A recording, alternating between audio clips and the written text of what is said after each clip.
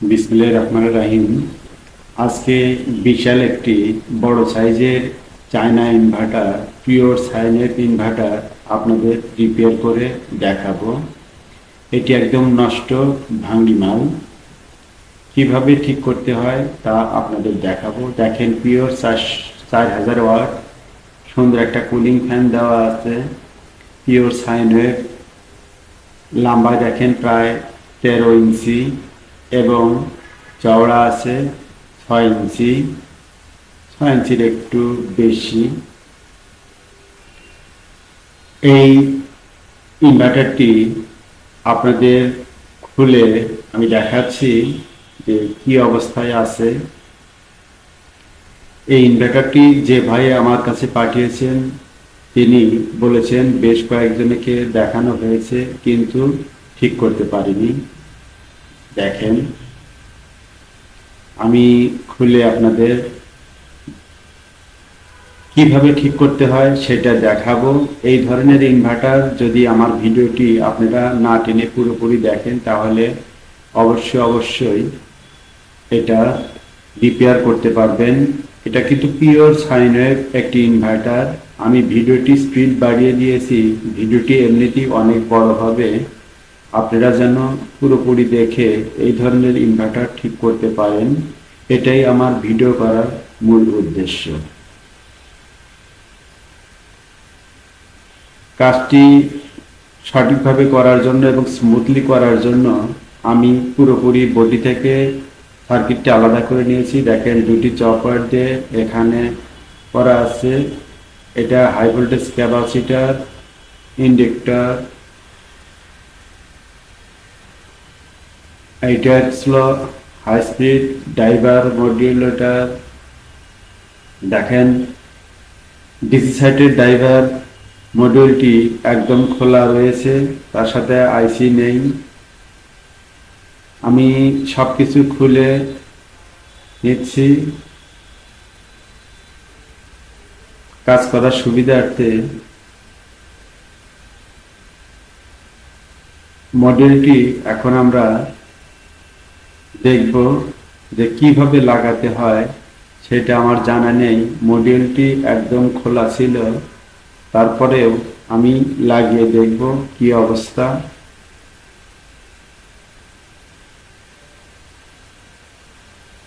আপনারা আশা করি আমার ভিডিওটি ধৈর্য ধরে দেখবেন এবং রিপেয়ার মেরামত কাজে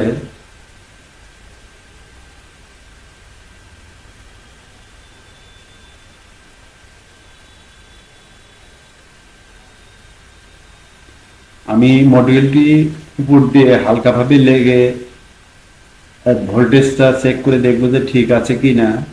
যেহেতু মডিউলটি বারবার খুলতে হবে, এইটা যদি গভীরভাবে পিনগুলো ঢুকে দিয়ে আমি সোল্ডারিং করি তাহলে আবার খুলতে সমস্যা হবে। এই জন্য উপর দিয়ে হালকা করে লাগিয়ে দিচ্ছি। এই মডিউলে দুটি আইসি রয়েছে, দুটি আইসি এসএমডি, একটা টিএল 494 অসিলেশন আইসি আর একটা আছে ওভারলোড 324টি।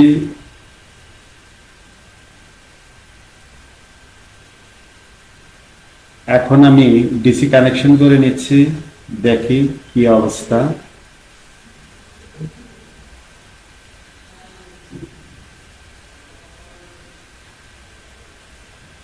এই ধরনের ইনভার্টার রিপেয়ার কাজ সঠিক নিয়মে দেখতে চাইলে এবং যদি আপনারা কাজ শেখার উদ্দেশ্যে দেখতে চান তাহলে অবশ্যই আমার চ্যানেলটি সাবস্ক্রাইব করবেন এবং আমার ভিডিওগুলো দেখবেন।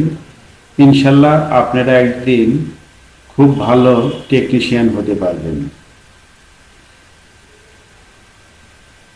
এখন আমি সুইচ করেছি, দেখেন দেখবো অসিলেশন ভোল্টেজ ঠিক আছে কিনা। অসিলেশন ভোল্টেজ কিন্তু ঠিক নেই, 13 ভোল্ট দেখাচ্ছে, সব জায়গায় 13 ভোল্ট দেখাচ্ছে, মানে ব্যাটারি যে ভোল্ট আছে ডিরেক্ট অসিলেশন মসফেটের গ্রেড ভোল্টেজ 13 ভোল্ট দেখাচ্ছে।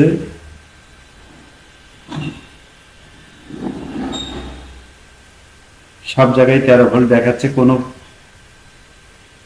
কম বেশি নেই। এখন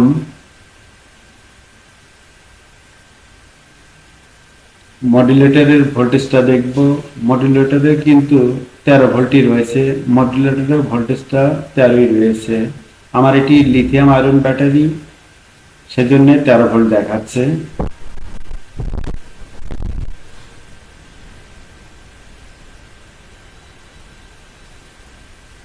এখন যেহেতু সব গেট ভোল্টেজ 13, মানে ডিরেক্ট দেখাচ্ছে ভোল্টেজগুলো, মডুলেটর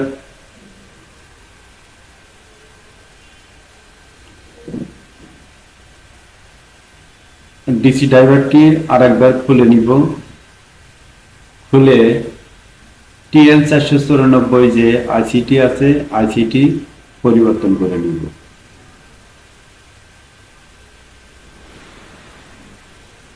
এই ভিডিওটি বড় হবে, দুটি পার্টি নষ্ট, হাই ভোল্টেজ যেটি হতেছিল হার্জ ভোল্ট সেটিও নষ্ট। এই জন্য এই ভিডিওটি আমি আপনাদের দুটি পার্ট করে দেখাবো। ধরনের এসএমডি আইসি আমার কাছে পর্যাপ্ত পরিমাণ রয়েছে। আপনারা যদি এই ধরনের এসএমডি আইসি নিতে চান আমার কাছ থেকে নিতে পারবেন।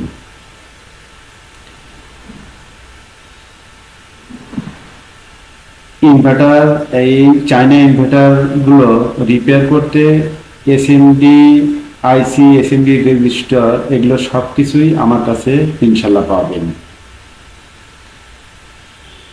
আমি এখন এসিটি হট গানের সাহায্যে কিন্তু পরিবর্তন করে নিচ্ছি। পরিবর্তন করা আমার হয়ে গেছে। পিসিবিটি একটু ঠান্ডা হইলেই মেইন বোর্ডে আমরা সংযোগ দিয়ে নিব। হয়ে গেছে। মেইন বোর্ডে উপর দিয়ে একটু হালকাভাবে আবার পূর্বের ন্যায় সংযোগ করে দিব।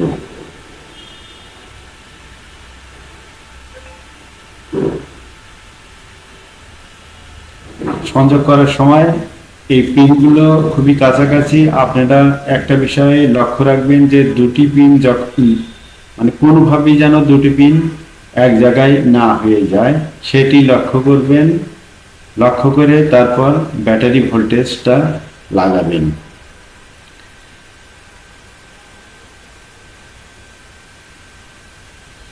একজন দক্ষ টেকনিশিয়ানের কিন্তু চোখটা সব দক্ষ হতে হয়। আপনারা চোখের দেখায় সবকিছু কিন্তু পরিষ্কার করে নিতে হয়, তাহলে কিন্তু কাজগুলো পরিষ্কার হয়। অনেক সময় দেখা যায় যে দেখেন এইবার ইনশাল্লাহ অসিলেশন ভোল্টেজটি ওকে হয়েছে। এই দেখেন 4.7 ভোল্ট এসেছে। ডিসি সাইডটি ইনশাল্লাহ ওকে হয়ে গেছে।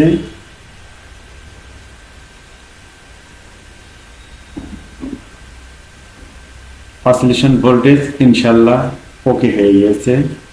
আপনারা চাইলে যে কোনো কাজ যদি একটু মনোযোগ দিয়ে ধৈর্য ধরে চেষ্টা করেন পারবেন। অনেকেই হয়তো একবার চেষ্টা করার পর আর কাজটা হয় না, ধৈর্য হারা হয়ে কাজটি করতে পারেন না, রেখে দেন যে না এটা আমার দ্বারা হবে না। আসলে কিন্তু ঠিক নয়। আমরাও বারবার চেষ্টা করি। আমাদের কাছেও এমনও সেট আছে যে 2 ঘন্টা 3 ঘন্টা মেরামত করতে হয়, কিন্তু ভিডিওটি আপনাদের ছোট করে দেখাতে হয় সময়ের স্বল্পতার জন্য, এবং দীর্ঘ ভিডিও আপনারা কেউ দেখতে চান না, এই জন্য আমরা ছোট করে দেখাই।